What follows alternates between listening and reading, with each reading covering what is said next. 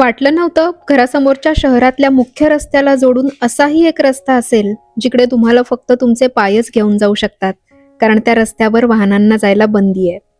वाटलं नव्हतं हा रस्ता मला घेऊन जाईल लहानपणी मुळाक्षरांच्या तक्त्यावर शिकलेल्या हिरव्या मानेच्या ब बदकांच्या गावात, जिथं पांढरे सोडून असेही बदक असतात का म्हणून कुतूहलानं पाहिलेल्या तक्त्यावरच्या चित्रातले बदक त्यांच्यापेक्षा वेगळ्या दिसणाऱ्या बदकांसोबत शांततेत राहतायत. वाटलं नव्हतं या ठिकाणी शांतता हा शब्द दुहेरी अवतरण चिन्हात म्हणावा लागेल. याआधी कधी इतकं वाटलं नाही, पण आता आवाजाचा खूप त्रास होतो. गाड्यांचे आवाज, हॉर्नचे आवाज, सायरनचे आवाज, शब्दांपेक्षा वाद्य जास्त किंचाळतात त्या गाण्यांचे आवाज, बातम्यांचे आवाज, नेत्यांचे आवाज, कुठलाही आवाज नकोसा वाटतो. तुमचंही असं होतं का? मग कुठेतरी लांब निघून जावंसं वाटतं का, जिथं कुठलाच कृत्रिम आवाज नसेल, पण पानांची सळसळ चालेल, पाण्याचं वाहणं चालेल, वाऱ्याचं मी आहे सांगणं चालेल, आणि पक्ष्यांच्या गप्पा आवडेल.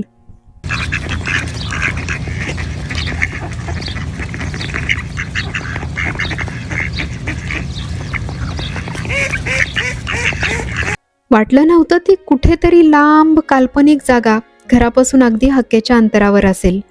जेव्हा डोक्यात विचार गर्दी करायला लागतात, तोंड बंद असतानाही ते बोलायला लागतात, घरात शांतता असतानाही आवाज ऐकू यायला लागतात, तेव्हा इथं येणं होतंच.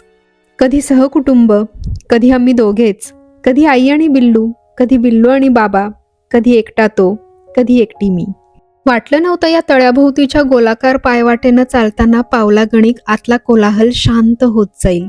जबाबदाऱ्यांखाली दबलेलं मूल जिवंत होऊन बघूयात तरी आज किती आहेत म्हणून कुतूहलानं हे पक्षी मोजत राहील.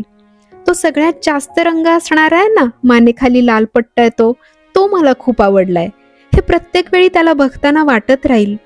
वाटलं नव्हतं एवढी ताकद असेल या जागेत, जिथं किमान असेपर्यंत तरी एखादा दुनियादारी विसरून जाईल. वाटलं नव्हतं काल ऐकलेले गिरीश कुलकर्णींचे शब्द इतके खरे वाटतील इथं पुन्हा एकदा आल्यावर.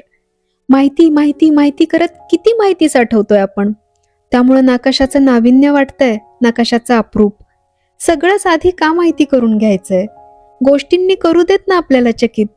अरे हे कसलं भारी आहे, वाटून येऊ देत ना डोळ्यात ती चमक.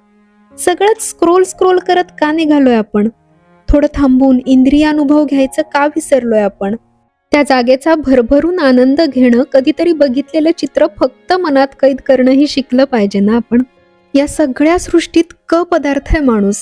मी करत पळण्यात अर्थ नाहीये, कारण क्षितिज हातात येणाऱ्यातलं नाहीये. कुठेतरी तर थांबावं लागेल, जरा निवांत होऊन काहीच न करताही जगून बघावं लागेल. राग, मत्सर, हिंसा, स्पर्धा, युद्ध दरी वाढवत नेईल माणसातली. कधीतरी शांत होऊन तार्किक विचार करून जरा बरं वागावं लागेल. आणि सगळ्यात महत्वाचं, या गढूळ वातावरणात वाढतायत आपली मुलं, त्यांना हे आधी शिकवावं लागेल. How do ducks understand each other? They talk with each other. How? ती काय त्यांची लँग्वेज आहे, quack quack quack quack quack quack quack. What does the word quack mean? Does it mean I like you? वाटलं नव्हतं एवढ्याशा हृदयाला त्यांची बोली समजेल.